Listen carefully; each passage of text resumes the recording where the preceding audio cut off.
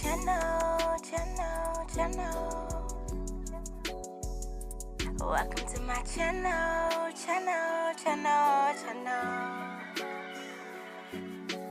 Being your mom is the best thing I've ever done. Yay! Welcome to my channel. Chanel Valentine, and you are back watching Mom for Life podcast. Today I have none other, the beautiful Taydrea. She is a mom of two beautiful daughters.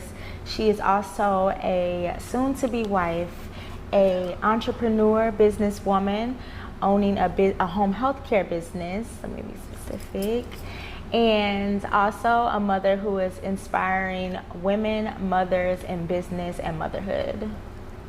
Yes, now to begin. Yes, Taydrea, so good to have you. Thank you so much for having me. Yes, of course, because I've been knowing you for a very long time now, I feel like, but not really in like a personable space, right? Just kind of like passing by, like people that we know, same relationships and groups. Yeah. And I know even previously, before getting into this, we were talking about how the groups of people and the relationships that we had were from like different sides of the spectrum than what we may have like grew up in our household around, right? Or how our upbringing. Was your family like a working class family, or were they pretty wealthy? So my mother is a nurse, and we were raised in a single mother house. So my mom was a single mother of four. So it was four of us. I have two brothers and a sister, and then it's me. I'm the oldest. I'm actually the oldest in my entire family. Yeah. What, Taydrea? Shout out to I am us. the first child of aunts, uncles, cousins. I'm the first. Really? Okay. And when you say family, you're meaning like your intermediate. We're not talking about like cousins down the line. Yeah, plus cousins. Correct. Like So that's interesting because I come from a small family. My mom has one brother. And then my dad has two siblings, a brother and a sister.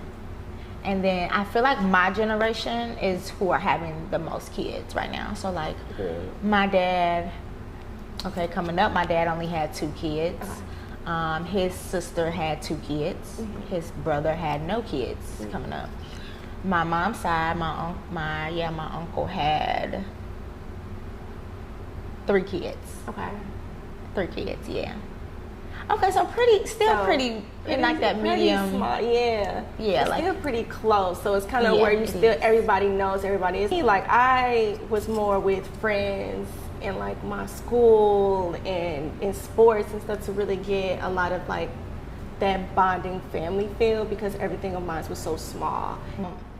How did you keep the relationship like spicy and like strong while he was away? Yes. So while he was away. It was very hard. That was because I was pregnant when he went away. So we found out I was pregnant October 31st of 2018. He went away December 12th of 2018. I was 2-3 months pregnant when he left. So I went through pregnancy alone with him, just phone calls and video visits. So it was rough at first, but I'm just a very positive person, so I always think, okay, it could be worse.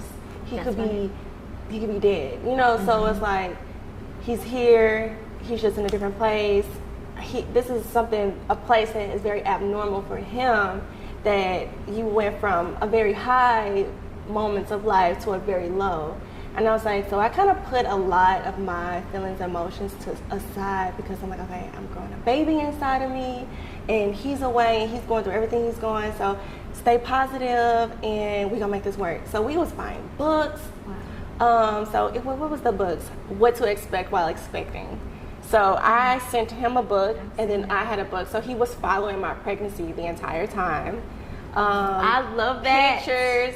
I did pictures every week. Like every week, we are at home now because he got all the stuff back. We have 2 totes of pictures and books that I have sent him because he was getting pictures from me every week. So tracking the progress on that, video visits, phone calls, And I think where he was at, they were so used to me calling, checking on him if I didn't hear from him, where like the jail, like the prison, they were like, third kill, your wife's on the phone.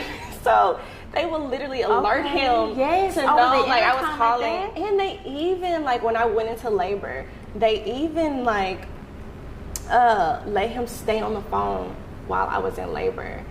And phone shut off, I think it was like 10 o'clock, and I went into labor at like midnight. What do you think, like, do you feel like it, girl, that's love. Like for, it was crazy. Oh my God, like for them to see that, that's how you know it. Like for the people that's like breaking their rules. Exactly, because that's not normal. Like they're very like. To the T. To the nines. So they're not going for, they don't care about none of that. Yeah. So I think they knew he was very innocent. They knew he was just put in the wrong place at the wrong time. Yes. And he knew that he had a support system that wasn't breaking rules and laws to get to him or talk to him, but like, hey, they're very supportive and loving of him. Yes. They care about him. That's so needed. Like that's so needed, and a shout out to y'all foundation, because a lot of even men don't have that at all. They don't. Like, and that's it. To have a wife that's pregnant at the time while you have to serve that is just, if you don't have support, I don't know it's how. Because I've heard the horror stories that he's heard and seen. I said, man, I'm just blessed. That's all I keep saying is I'm blessed, because people don't have nobody. Wow. They get into those situations and everybody leave. Yep. So, and I was like, well, yeah, you blessed. got me, baby. Okay, you blessed. You blessed. That's right. That is so right. A lot of people don't understand what it's like to love someone through that season. What is your advice to a woman, a married woman, a mother who is in that season with someone and not sure how they should move forward? What's something you can give them to just keep them propelling forward in that situation? I think it's about, to me, it's like what's important to them. Like for me, what was the most important for me was keeping my family together. And so I was like, my biggest goal of starting a family was, we gonna figure this thing out. We gonna be a 2-parent household. We gonna work it out, figure it out, tough it out, like whatever it is. We gonna be together. We gonna be together through thick and thin. It's gonna, nothing good. Nothing. It's hard, but you gotta be patient, and because it gets better. You can start out with somebody else, and you gonna still have to learn their demons and start over with them and figure out, okay, what's good about him and what's bad about him. So it's like, I pick my person, and we're gonna go through this battle, ups and downs, but it's been more great than bad, for sure. But I think just knowing what you want and what you want to fight for sure, is, because with a relationship, it's sacrifices throughout the relationship. So, and you're gonna go through it with anyone and everybody. So I think, just stay positive, know yourself, love yourself first, and you're gonna go through good and you're gonna go through bad. With whoever you choose. With whoever you choose. With that, do you think that, or I should ask, did you have your non-negotiables when y'all met, and you just felt like you stuck to that and this is your person because you had the non-negotiables and he fit that? Or do you feel like you just you didn't have any non-negotiables, you learned to love this person, a lot of things that you said you wouldn't do, you find yourself doing, and you just find yourself on this ride of just like whatever, however it goes, and I'm gonna tell you why I asked that related to my personal situation. So I met Nitty when I was 2 months of being 21. So and then he had a way different lifestyle than I had. I lived at the time, Lake St. Louis. I was going to Winsville Holt High School. I was very far out west. I was never downtown. I was never in the city. I was not in clubs. I've never been to a club. So all this was very new. So he grabbed, some people may say a little grooming happened. Hey. A little grooming, but I was freshly 20, we 8 years apart. Yes. So it was more like, oh dang, I want her. And hey, I got chosen. Period.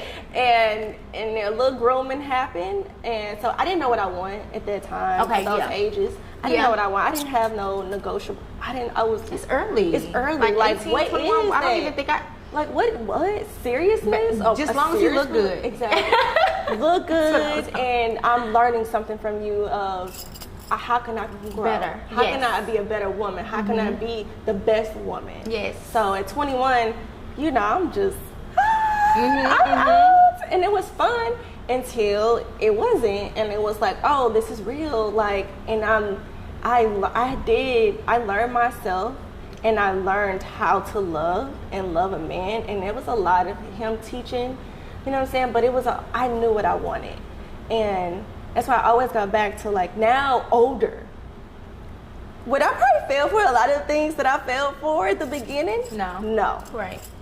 It's a lot of non-negotiables right now. Yeah. Like everybody, Absolutely. don't even play with me. Absolutely. But you Growth. had to I grow. love that for you. Yes. You had to learn yourself. I mean, I had to learn myself so much. I didn't know myself at 21. I'm just going with whatever. As a 31-year-old woman now, Absolutely. I'm like, oh, I ain't going for that. Yeah. You can't do me to do. I'm not doing Yeah. none of that. Like, don't even play with me. You know how I'm gonna feel about that. Absolutely. So it's a lot of growth in those years. Stand on 10, Tay. But I think if you know yourself, Yes. and you got to stick with it, stand on it. And then it allows people to respect you and your boundaries and your non-negotiables, and that right person gonna be there for you.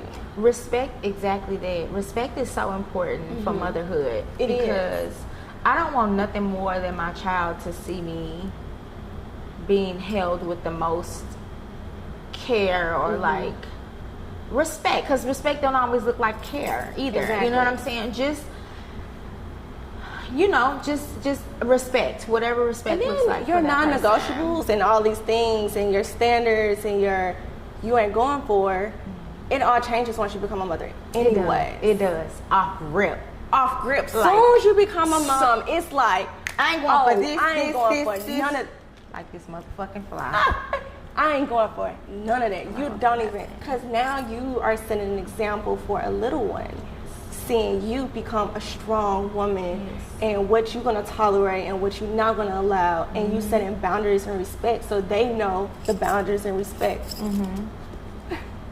So I think motherhood definitely changes the perspective of a lot of things. It changes the mindset of things. It changes everything of yourself. I think I'm nowhere near who I was before becoming a mom. Absolutely. Nowhere near. Before becoming a mom, I'm just, whatever, like, okay. Becoming a mom, now I'm like, I stand my ground. I ain't falling for anything and everything. I'm like, no, because what would I want my daughter to see me as? That you stopped doing when you became a mom. Stop saying yes to everything. No, I'm not coming. No, I'm not doing that. That's right. It's It's no. And it's okay to say no. They got this thing, like, oh, it's rude or it's disrespect or it's, why she's so. No, I just know what I'm going for and I know what I'm not. So, Listen. no. For people who don't have kids, the word mean, baby, it's like a happy jacket that I wear. Like, it's one of them things like, I'd rather you look at me like I don't fucking play. And especially when I was in a relationship with being a mother, like it was more like, like the family is the core, and if it's not about growth or building the family or like the disrespect against the family, it's a no. It's a no. So yes, I love that for you, because I was a yes girl for a long time. I was too. I think I was really in that people pleasing stage too. Yes, like, very people pleaser, just work out, right? But that don't always work for everyone. And do I believe a couple should stay together in a toxic home environment? No, I don't. Because the child will see that and they will become older, will realize that that's okay for my dad to treat my mom this way, or that's okay for my mom to treat my dad this way. Right. And they lose respect for one of the other. And then so that creates creates that generational curse of like a toxic household, and you don't know what that might lead to with your child and as an adult on what can happen to them when they become adults. So I think me personally, a lot of people, particularly men, don't agree that to be a single parent is better than to be in a toxic household. I think so. You said a lot of men don't agree with that, right? I don't think a lot of men agree with that. They don't. They because they believe like, oh, well, 2-parent household is always better. Yes, if it works and it's healthy. If it works. And a lot of men don't get therapy and counseling to get the help they need of just being a man and a black man. Come on, say it. In the world of getting that help and therapy that they need to be a better man for a woman. Come on. As well. So I think that has a lot to play in a lot of relationships that is happening, especially minority relationships and families. And that's why you see so many broken up black families are broken up, because someone needed that help to be a better person, or they grew up in a very toxic environment. So they believe that it's normal and that's how they're supposed to be. And it's not okay. And it's not normal. And it's okay to separate. It's okay to like, hey, let's be friends, let's be best co-parents, and I'm gonna still be your partner for our children, but we just can't be together. We're not meant for each other. And that's understanding and having emotional intelligence to understand like that's okay. Exactly. You just took it to a whole nother level with the co-parenting part, right? And the idea that you can still have that partnership. You can. Doesn't have to be that intimate relationship. Exactly. And that's why it kind of confuses me when women say how they can just kind of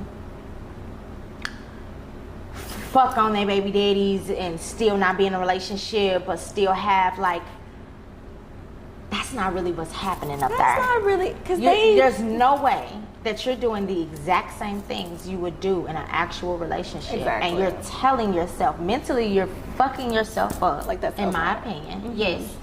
Telling yourself that, oh, we're just fucking, but we're not in a relationship, but we still got a kid together and we still trying to manage kids and we still trying to. This is, again, from a mental health standpoint, this is what causes the toxic, what I want to say, the rates of like relationship homicides and like things of that nature, because there's so much confusion in the emotions of the boundaries, especially with intimacy. We are not wired as women, and I wish I could find the textbook proof that really backs up, so I'm gonna be careful how I'm saying this, but we're not wired as women to give ourselves up and like it's nothing and feel like no connection or emotion to that. No connection, no emotion, no mental stimulation. You're just genuinely saying, oh, my eyes are lusting and this is that and it's over with. We're not wired to carry that, to carry the neglect, the feeling of betrayal once that guy decides to move on, like just not built for that. And I think it has a lot to do with upbringing though, because if that, like, it goes to have their upbringing and childhood. If they've seen their mother doing such things like that, they think that that's okay. That's why it's like the toxic relationships are not okay, because it's better to separate than to stay together, because then you have a little girl who sees that. And then now she's older, and then now she thinks all of those behaviors are okay. Like, oh, well, my mom had a baby daddy, and she was still messing around my daddy. And they think that's okay. So it's all the upbringing, and somebody got to break that generational curse. Somebody has to stop and be like, hey, that's not okay. Girl, go get some help. Go find yourself. Go love on yourself. Go find that deep inner something within you that matters the most to you, and stop reaching out to these toxic things and holding on to these things that's not making you feel no better. That's just a temporary fix of feels. Say it. Absolutely. So yeah, I think, but I'm all for a 2-parent household though. I mean, I give kudos. I give kudos to my fiance. We get married next month. Yes, ma'am. Congratulations. Show us that ring. Don't play. Yes. You see it. But we are great. So he's my teammate. He is literally my partner, and so we balance each other out very well. So we're the opposite. So I'm the cool parent. I'm not strict at all. Like I'm kind of like, oh, okay, she fell. Okay, get up, girl. You all right? Okay. He's more like, oh, see, you can't do that. If you do that, then you gotta do this and do it the right way. So, or he's more strict too, where he's like, you can't just do anything. You need to, it's just very like pinpoint. Pinpoint. So, and then if I can't get to something, he gets to it. Or I can't pick the kids up, he's picking them up. Or I don't feel like cooking, I've had a long day, he cooks. That teamwork. It's literally a teamwork. And I'm not used to seeing it as a child. I just see my mom hustling and working, busting her ass my whole entire childhood until I was 15, being able to get my first job and provide for myself. My mom, you don't have to take care of me no more. Go ahead and take care of my siblings. You know, so I grew up that. So it's like I knew as an adult what I wanted, chose my partner, and it was like, okay, I like her qualities. Okay, now I'm 24, pregnant. Okay, here we go. I'm gonna have to grow up real quick. Like, what are we doing? Yeah. So would I say if he was toxic during those times, I wouldn't have stayed. You know what I'm saying? It's a blessing. I truly feel that I am blessed that we didn't have to go through anything toxic, and we have moments. You know, I think every relationship has those moments. And they do. But those moments didn't break me or make me feel less than of a woman or made my self-esteem low or any of that. It was, and then I went through postpartum really bad. And so I went through therapy, and I thank God that I went through therapy because my therapy taught me so much about myself that I didn't even know about myself. Do you recommend therapy during postpartum? I recommend therapy 100% because my family don't believe in therapy. They believe in leaning on family members. Well, I believe that you got to talk to somebody who don't know you and can judge you. I've done therapy before. And I love therapy. I learned so much about myself. Ever since my therapy session of postpartum, I was like, oh my God, what would I have done if I never went to therapy? It would have been, because talking to the homies and the family members don't be doing it all the time. But it's black family members. It's black families that don't believe in therapy. Yeah, it is. It is majority. Yes, Gotta majority. put that on there. Yes. Definitely majority. Yes. That don't believe in therapy. You're absolutely and right. I think if we praise therapy more instead of thinking, oh, you going to therapy because something wrong with you, right? That's not the case. No, you go to therapy to really become better, or continue the elevation you already have going on right now. So I definitely think postpartum. People think that they don't go through postpartum. Postpartum sneaks up on you. Yes, ma'am. I've definitely. And it could be a year later. It still sneaks up on you. Do you think that's hard? Why? Do you think that happens to everyone because of how the makeup of your body changing when you have a child, or do you think that that's going to depend on more of the environment? Which one more? Because it's a mix of everything, right? It is a mix of everything. Because a lot of people say that if you have a good support system, if you're doing stuff that you love, if you are, having the help, etc., that you don't really experience the postpartum. I've saw women say they have not experienced the postpartum. Now, again, that could have been in the middle of the postpartum, and like you said, it can hit down the line. It can hit postpartum. I've seen can last up to 2 years. Exactly. I mean, so maybe at that moment they weren't experiencing it or didn't notice it, but some type of change, I believe, happens because of the wiring of your body that changes. I agree. Genuinely, the wiring, y'all. I think it's definitely within. It's something in the body of a woman that changes. You can have all the support in the world. You can have your partner. You can have family. You can be financially stable. You don't have no issues at all. But you still are feeling alone, and you feeling like, can't nobody help me. I'm all in this alone.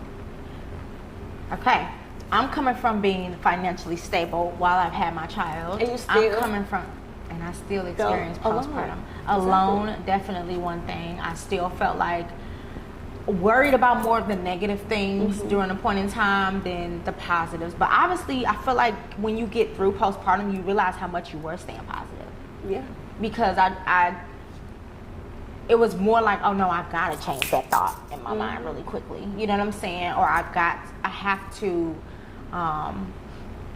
come up with a plan or a regimen. Like, girl, I used to get up, like, pray every morning, whether it was a short, quick, like 3 to 5 minutes, or whether it's me just sitting there in my journal for like 15 to 20 minutes. But the idea that I'm giving that time to wire my brain into positivity, however you do it, whether it's religion, spirituality, whatever, giving that time to positivity is the shift, I feel like. It is. You know? And it takes a lot of mental strength. Yes. Yes, to kind of tell your brain to stop thinking negative, to think positive, like, oh, everything's gonna be okay, like, you got this, and you speak in positivity. Yeah. Routine, working out, classes, get your body moving. I do not work out. I am not a workout girl. And I'm a workout girl. I'm not. But I haven't been since I've had my baby. Like, I haven't been to a gym and worked out in 2 years. I still get this gym membership comes out my account every month. And you watch it roll out. And I'll be like, hey, I gotta cancel this. And then you're like, no, because maybe I'll go. Maybe I'm gonna end up going. It be like that. I'm gonna need to, and girl, let that little membership go until the day you like, okay, I'm gonna walk in there. But I feel that. So I'll do a Pilates or something. Pilates, I love. I'm getting into the Pilates stuff, you know. Okay. I'm more into that. Yeah. But it is cuter. It's cute. It's more cuter, doable, which is why I think it's Pilates Princess. Yeah. Okay. Yeah.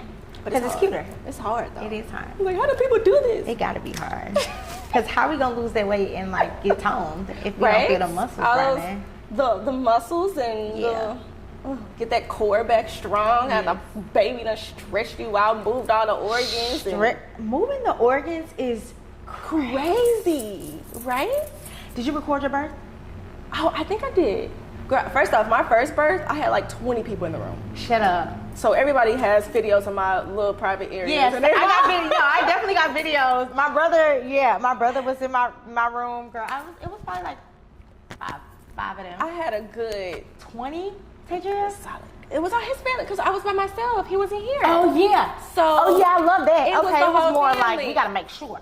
So then the second child came. I love that. And it was just me and him. You put in the car. Get in that room. Get in that room. Everybody come. Everybody. And literally, it was second cousins, third cousins. Now his family is huge. Okay. I had my two little people in there. But were you okay with that? Honestly, like, was this something where you felt like it helped more than it was okay because everybody shut up. Like, it wasn't like chaotic in there. It was very respectable. Like, hey, good. Don't ask me questions. Like, I'm trying to get this baby out. Okay. So it wasn't stressful at all. Okay, so I have to give it to him. I love the support. Like, looking back, I'm like, oh my God, that was so crazy. That's crazy. It was literally crazy.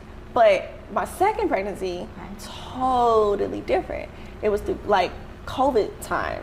So like Aspen, so it would have to be strictly just me and him. And I'm like, so y'all all got videos and pictures of me busting it wide open. Yeah. And seeing that, so I'm saying it to say, like, seeing that, like, I'll just casually scroll and go back to the videos on my phone. Because I said that I wanted to share that with, like, obviously with a sensor on my JJ. But I wanted to share that experience because I ended up doing it without the epidural up until 8 centimeters. So you push that 10. Oh, you're strong. So I was at first. I was like, oh, am I doing natural? Girl, they say, well, you know you in labor. It's hard. Like, the Braxton Hicks ain't nothing. It's not. The real labor hit, you know you in labor. I'm about to cry thinking about how hard it was. I was crawling. I was throwing shit. I was so... Once I got to the end, I'm like, I'm hurting so bad. It's making me 8 centimeters, girl, you might as well just... I tried. I started in delusion. I got delusional. I got delusional. Like, I was losing brain cells, it felt like. Like, on the dramatic side, it felt like my brain was fried. Yeah. Like, I was just, I couldn't no more. You gotta know if I could have pushed them 2 centimeters, I was going through that shit. Sure. Has anybody in your family ever breastfed? No. So you're the first? I'm the first. And they talk so bad about, I'm saying I have zero support when it comes to me breastfeeding. Now, my mother, I would say, my mother and my brother, okay, they all didn't talk shit. And like when he got older, like it's like, how long you about to go? How long you think you gonna go? Oh, he too big. Oh, he walking now. Oh, he talking. Oh, he can say he wanted. Oh, he got teeth. Oh, he got teeth. And you know, for me, I'm just steady standing 10 toes. Like, it's the healthiest for him. It is a connection, a different type of bond that you develop. With having him that close to you after just having him that close to you. for that long. And honestly, to just nip it in, I wouldn't trade it for shit. Yeah. It is hard though. It's so many nights, and I kept producing. It was never a point where I stopped producing. Yeah. It was never a point where my boobs or my nipples turned a certain color and I couldn't, like, all of that stuff that I be hearing when it comes to, like, I just had to stop. What I did experience is the soreness, the engorged boobs, when your boobs get so hard because you haven't fed, you know what I'm saying? That feels like death too. It does. All the little knots, and you have to massage. I had a little massage toy. Oh, see, I didn't have to massage that, girl. I had these hands, girl. I was like, I gotta get in there. You were silly. I had to get in there, okay? It takes time. I would be out. I remember going out and my boobs getting engorged for the first time. Yeah.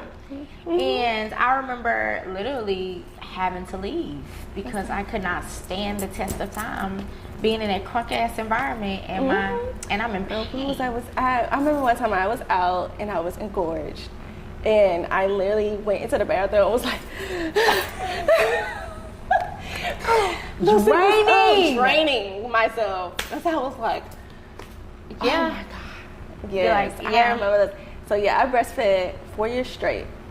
So by the time Milan came, I stopped Milan at 2 and went straight to breastfeeding a newborn baby. Yeah. So it was like nonstop. Yep. So a nice 4 years, and I stopped Aspen at 2, but she still tries her luck, and she is 3, and she's going on 4 in 2 weeks. And I was like, girl, if you don't stop touching me, girl, get the hand while you trying to eat, and the other hand trying to massage. So Milan was so much easier. Milan was so much easier to get her off. Okay. Aspen, she's a tough one. How did you get her off? How did you get Milan off? Because Aspen the girls came. that's trying to. So Aspen came.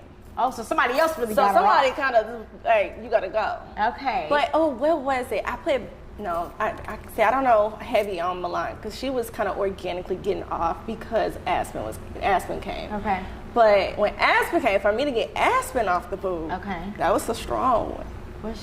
I was doing all types of stuff. What she was doing? I was putting mustard on my nipple. Okay. And she didn't like it. But then what really got me to stop, I put the big Band-Aid over the nipple. Yeah.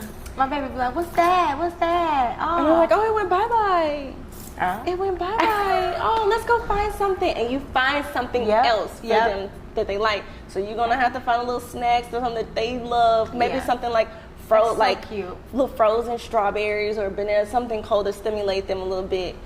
And they'll get off. Okay. But you got to be consistent because they will try it. Listen, I've done the Band-Aid before. I've done the Band-Aid. And I actually had to do the Band-Aid because I was hurting. My boob was actually sore as shit. Relationship with yourself, with your partner, and with your family. So it was a very big challenge when Nitty came home because when Nitty left, it was no kids. He came home to a kid that didn't even really know him.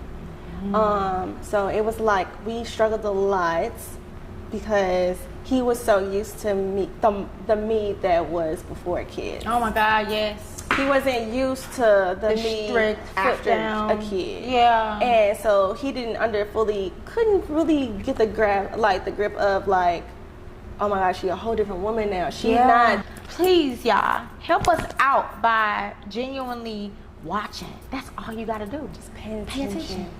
Pay attention. Go ahead. So yes. It was a lot, and I gotta give him grace. We went through it. So we was like, you don't know me. Like, I am not this 21-year-old girl no more. Right. I'm a mom now. Everything is different. Like, I don't have time for certain things. I don't have the energy for certain things. The energy? I am literally exhausted. Like, this is new to me too. Like, this is new. Motherhood is new to me. It's not just you of becoming a father. Like, it's new to me physically, mentally, emotionally, all of these things. I'm learning myself all over again. I don't know myself as a mom. I'm figuring it out. So we went through a lot of learning curves, and we still to this day. Still to this day. It's still fresh for real. real. Our youngest is about to turn 4 in a couple weeks, and it's still like different because all these different stages of a child is brand new to both of us. Yeah.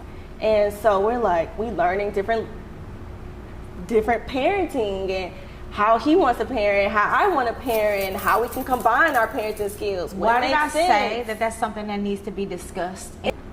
Yeah, that's just right. learning. It's a learning stage, and it's a learning for myself of just raising two little girls that fight and bicker and trying to navigate them. Like, hey, y'all sisters don't fight. Yeah, yeah. And then he like, you need to be a little bit more strict. And I'm like, I can't. It's just not in me to be this strict parent. But I said, but you can, and that's what balances us, you know. Because they need somebody that's on somebody got to be a little, like, hey, don't chill. you know. Yeah.